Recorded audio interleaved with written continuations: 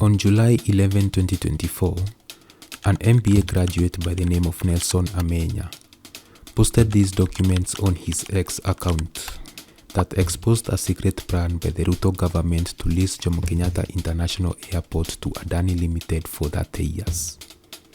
This expose had come barely 15 days after the 2024 Finance Bill protests. What's common about these two successive events is that they were made possible because of social media.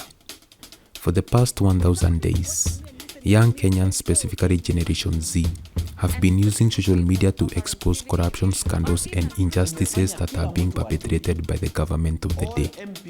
A good example is the ongoing case of Albert Ojwang, a young man from Homa Bay who was brutally murdered by the police for having been alleged to have posted critic statements on X about the Deputy Inspector General of the Kenya Police Service, Eliud Lagat.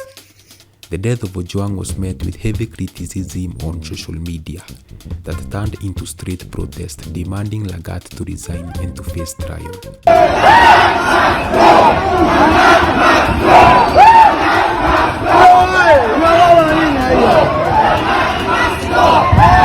Although Lagat decided to step aside to allow for investigations, majority of Kenyans are skeptical that justice will be served because there are allegations that the president is pulling the strings while seated behind the walls of State House.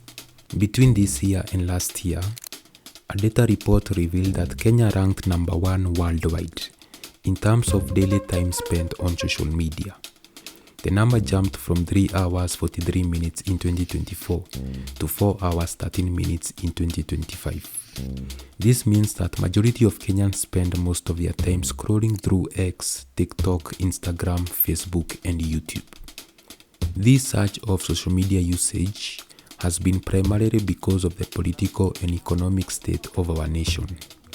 Kenyans flock to social media daily mainly to share their opinions about government corruption, the state of the economy, social injustices, extrajudicial killings, planning of protests, and the president's lies.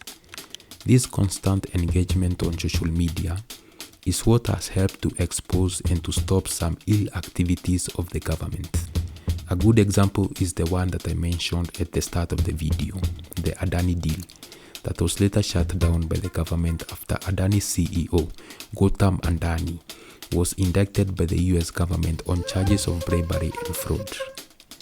The 2024 Finance Bill was also shut down because of public outcry. Other scandals like the fake fertilizer deal, the abroad job scams, the oil scandal, the affordable housing scam, the SHA scam, and the extrajudicial killings were all exposed because of social media. Because of this, the government is looking forward to introducing laws that regulate social media, so as the political leaders can prevent from being held accountable. Since the Gen Z protest of last year, the youth have become the opposition. Social media has been their best weapon of choice to fight against government inefficiency. Any attempt by the government to regulate the social media space will be met with absolute resistance. In the meantime, the fight for our economic, social, and political liberation continues until we get the opportunity to elect leaders who subscribe to the principles of the kingdom of heaven. We think about the leadership of this country. We can't let some people literally take throw our country to the dogs. We need to think about that seriously. And it is as a result of that reflection, I have made up my mind that I will run on the in 2027 for presidency of this country.